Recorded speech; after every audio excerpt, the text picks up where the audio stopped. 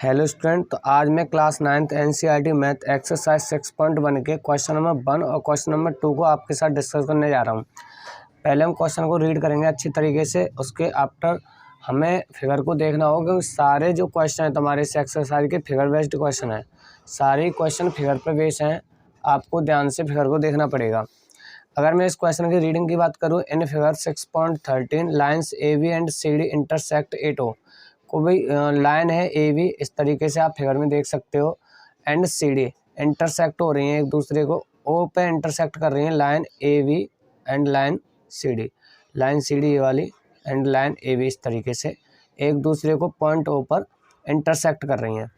आगे आपको गिवन है angle A O C plus angle B O E is equal to 70 degree. Angle A O C, angle A O C इसका मतलब ये वाला angle A O C and angle plus angle B O E, angle B O E, angle B O E ये वाला angle. इन दोनों का जो समय आपको गिवन है 70 डिग्री। एंड और भी एक चीज़ गिवन है आपको, क्या है, angle B O D, angle B O D. तो एंगल अगर बी ओ डी की बात करूँ तो एंगल बी ओ डी ये वाला एंगल आप गिवन है कितना है, 40 डिग्री। ये वाला एंगल आपको गिवन है 40 डिग्री। अब क्या करना है आगे, find angle B O E. आपको angle B O E find करना है। इसके अलावा reflex angle C O E and reflex angle C O E, angle C O E इस वाले एंगल का रिफ्लेक्स, मतलब रिफ्लेक्स के लिए हम 360 से माइनस कर देंगे, रिफ्लेक्स एंगल निकल के आ जाएगा। इस तरीके से हमें चीज़ें फाइंड करनी है। तो पहले हमें लिखना है जो चीज़ हमें गिवन है। तो अगर हम सॉल्यूशन की बात करें, सबसे पहले लिखेंगे गिवन जो है हमको गिवन क्या है, इस तरीके से लिखेंगे angle A O C plus angle B O E, ये गिवन है 70 डिग्री। आप देख सकते हो इस तरीके से मैंने लिख लिया है, angle A O C plus angle B O E 70 degree हमको गिवन है। एंड हमको गिवन है angle B O D is equal to 40 degree, ये भी हमको गिवन है। अब हमें देखना है हमें क्या फाइंड करना है, angle V O E, angle B O E ये वाला एंगल फाइंड करना है, एंगल वी ओ ई नो, हाँ ये वाला एंगल फाइंड करना है। तो इस तरीके से अच्छा आपको ये गिवन है, इसे आप इक्वेशन फर्स्ट मान के चलोगे तब भी काम बन जाएगा। अब हमें क्या फाइंड करना है, एंगल वी ओ ई ये वाला एंगल फाइंड करना है। अगर हमें एंगल ए ओ सी हमारे पास मिल जाए, अगर एंगल ए ओ सी मिल जाए तो 70 में से माइनस करके एंगल वी ओ ई भी मिल जाएगा। एक चीज़ ध्यान से देखना, जो तुम्हारा angle B O D given है, angle B O D, angle B O D, और इस एंगल को देखना एंगल ए ओ सी, ये दोनों एंगल, ये वाला एंगल क्या ये वर्टिकली अपोजिट नहीं है, और वर्टिकली अपोजिट एंगल्स होते हैं इक्वल। तो angle A O C equal होगा एंगल बी ओ डी के। क्यों इक्वल होगा, क्योंकि वर्टिकली अपोजिट एंगल्स हैं, वर्टिकली ऑपोजिट एंगल्स आप चाहो तो लिख सकते हो।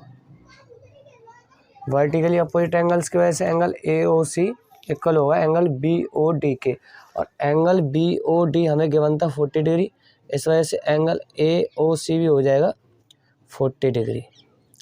एंगल ए ओ सी हो गया 40 डिग्री।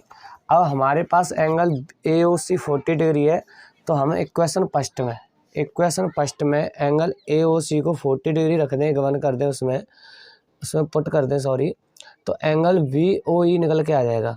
तो एंगल ए ओ सी की जगह आपको 40 degree plus angle B O E then is equal to 70 degree.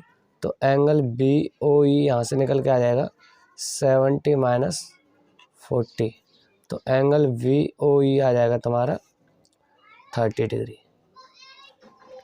इस तरीके से हमें फाइंड करना था एंगल वी ओ ई, ये हमने फाइंड कर लिया है 30 डिग्री। इसके अलावा एक और क्वेश्चन में था रिफ्लेक्स एंगल सी ओ ई। पहले तो हमारे पास सी ओ ई होना चाहिए, उसके बाद उसका रिफ्लेक्स के लिए 360 से माइनस कर देंगे, तो एंगल सी ओ ई ये चाहिए हमें, एंगल सी ओ ई। एक बात तो हमें समझ में आ रही है, बहुत सिंपल है, ये वाला एंगल एंड सी वाला एंगल, ये वाला COE एंड ये वाला AOC एंड EOB या BOE बोल सकते हैं, ये तीनों एंगल्स इस एक ही लाइन पे बन रहे हैं, एक ही लाइन पे ड्रॉ हो रहे हैं इस एक लाइन पर। और जो एक लाइन पे जितने भी एंगल्स बनते हैं आपको पता होगा, उन्हें बोलते हैं लीनियर पेयर। और लीनियर पेयर का सम होता है 180 डिग्री, ये आपको पता होगा। लीनियर पेयर का सम होता है 180 डिग्री, ये आपको पता होगा। तो इस तरीके से अगर आप चाहो तो यहाँ लिख सकते हो, थोड़ा सा यहाँ साइड में कर देता हूँ मैं, यहाँ देख लेते हैं angle AOC plus angle COE plus angle BOE is equal to 180 degree. 180 degree क्यों किया है आपको साइड में नोट करके लिखना पड़ेगा।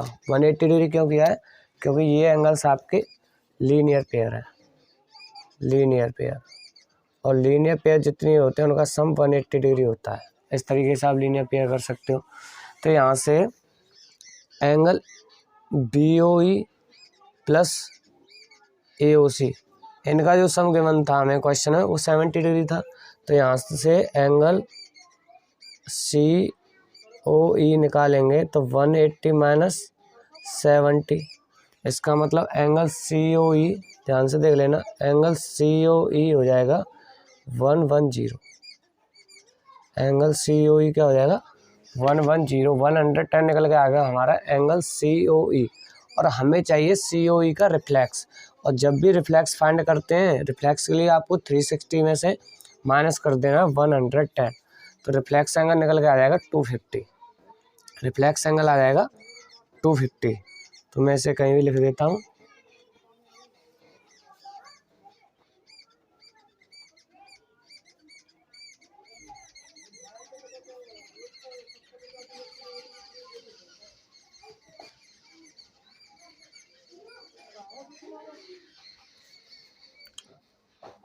आप देख सकते हो मैंने थोड़ा सा साइड में लिख दिया है। तो रिफ्लेक्स एंगल COE, जो COE का रिफ्लेक्स एंगल पूछा था 360 माइनस 110 करके 250 आपका आंसर आ गया। इस तरीके से आप आराम से इस क्वेश्चन को कर सकते थे। एक बार अच्छी तरीके से समझने की कोशिश करोगे तो बहुत ज़्यादा सिंपल है, समझाने में टाइम लगता है, एक बार समझ में आ जाए तो बहुत सिंपल हो जाता है। ओनली 1 मिनट का क्वेश्चन था जिसमें 5 से 6 मिनट हमें लग चुकी हैं, लेकिन बहुत सिंपल क्वेश्चन था, समझाने में थोड़ा सा टाइम लगता है। आइए देखते हैं क्वेश्चन नंबर 2। हेलो स्टूडेंट, तो देखते हैं क्वेश्चन नंबर 2।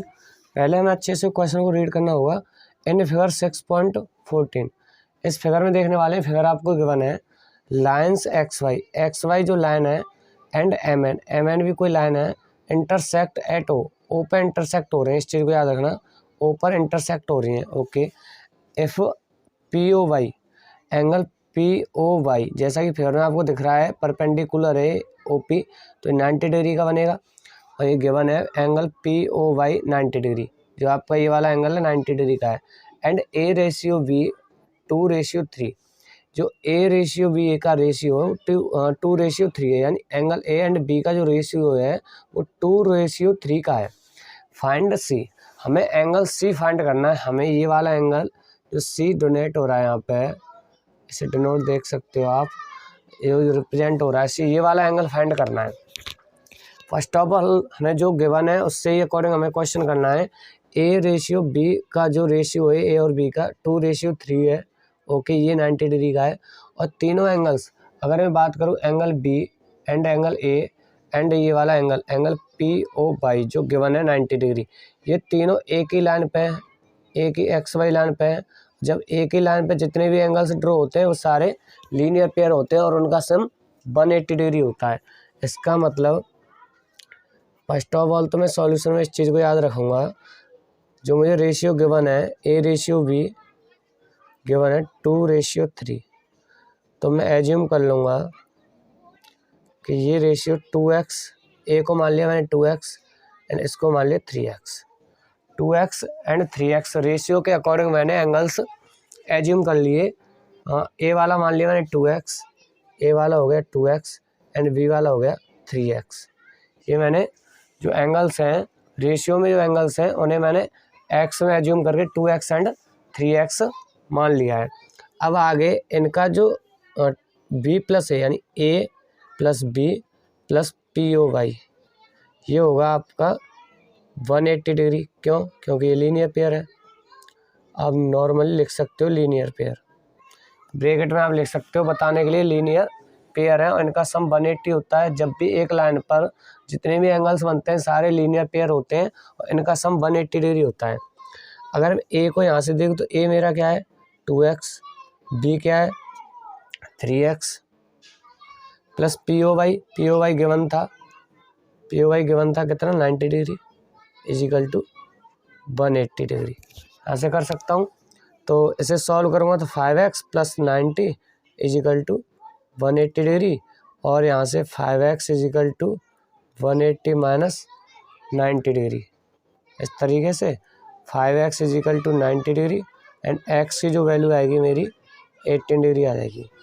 x की वैल्यू आ जाएगी 18 डिग्री। अब जैसे ही x की वैल्यू 18 डिग्री आ जाती है तो मेरे दोनों angles A and B angles निकल के आ जाएंगे, ए एंड बी एंगल्स निकल के आ जाएंगे और मुझे ओनली ज़रूरत है इस वाले एंगल्स की। अगर मुझे सी चाहिए, अगर मुझे सी वाला एंगल्स चाहिए तो मुझे ये वाला एंगल्स यहाँ से ये वाला पूरा एंगल्स पता होगा तो मैं सी को निकाल सकता हूँ, क्योंकि ये इसके वर्टिकली अपोजिट एंगल्स है। ये पूरा एंगल निकल के आ जाएगा तो इसके इक्वल ये वाला एंगल्स होगा, तो इसका ही जो मेजरमेंट आएगी, ये जो एंगल आएगा पूरा मिलाकर उतना सी आ जाएगा। और इसका तो मुझे पता 90 डिग्री का ये वाला एंगल, तो मुझे सिर्फ रिक्वायरमेंट है ए वाले एंगल की। ए अब मेरा आ चुका है क्योंकि ए को मैंने एज्यूम किया था 2x। आप देख सकते हो यहाँ पे थोड़ा सा ए को माना था ए वाले एंगल को 2x, तो 2 इंटू 18 36। ए वाला एंगल आ गया मेरा 36। ओके, ए मेरा 36 है and P O Y given था 90 डिग्री, तो ये हो जाएगा पूरा एंगल ये वाला M O Y, angle M O Y और ये इक्वल होगा एम ओ वाई इक्वल होगा 36 प्लस 90। इसका मतलब 36 प्लस 90 थोड़ा सा देख लेना ध्यान से, तो 126 डिग्री। 36 प्लस 90 हो जाएगा 126। देन मैं कह सकता हूँ एंगल सी इसके एम ओ वाई के इक्वल है, क्योंकि वर्टिकली अपोजिट एंगल्स हैं। मैं थोड़ा सा साइड में लिखना चाहूँगा यहाँ, angle M O Y equal है एंगल सी के। क्यों है? क्योंकि वर्टिकली